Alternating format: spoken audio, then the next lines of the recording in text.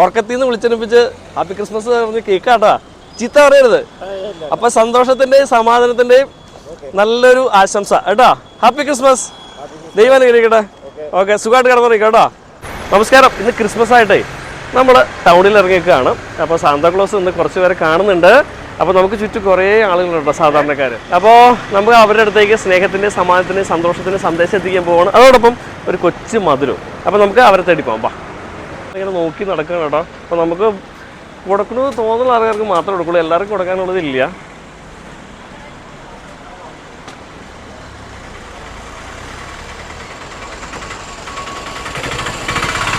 അപ്പോൾ നമ്മളിത് ചേട്ടാ,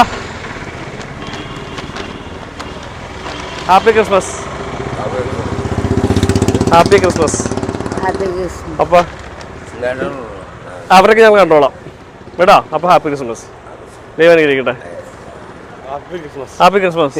എന്റെ ഫോണ് ഇതുപോലെ സാന്താക്ലോസ് ഞാൻ എന്റെ കണ്ടോ? ഞാൻ ഒരു സെൽഫി എടുത്തോ.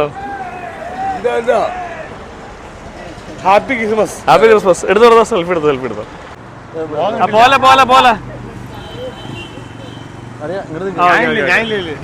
പോലെട്ടാ.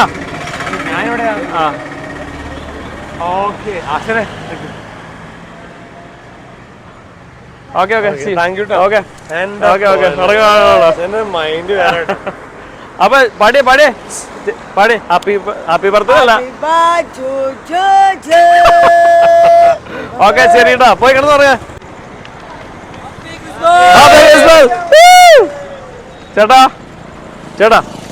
ചേട്ടാ ഹാപ്പി ക്രിസ്മസ്.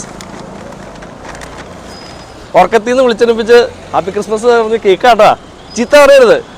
അപ്പൊ സന്തോഷത്തിന്റെയും സമാധാനത്തിന്റെയും നല്ലൊരു ആശംസ കേട്ടോ. ഹാപ്പി ക്രിസ്മസ്, ദൈവം അനുഗ്രഹിക്കട്ടെ. ഓക്കെ, സുഖമായിട്ട് കിടന്നിരിക്കും കേട്ടോ. പാടാ, എല്ലാവരും പാടാ. നിങ്ങളെവിടെ ജോലി ചെയ്യണേ? പാടാ, എല്ലാവരും ചേർന്ന് മേടിക്കും. ഒരു കുഞ്ഞു സമ്മാനം.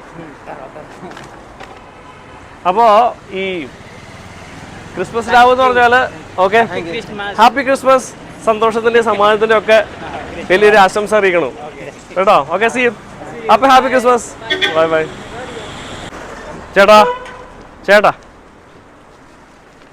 Happy Christmas. Happy Christmas. സമ്മാനമുണ്ട്. സന്തോഷത്തിൻ്റെയും സമാധാനത്തിൻ്റെയും നല്ലൊരു ക്രിസ്മസ് ദിനം ആശംസിക്കണം കേട്ടോ. ദൈവം അനുഗ്രഹിക്കട്ടെ. എവിടെ പോയി കിടന്നുറങ്ങണേ?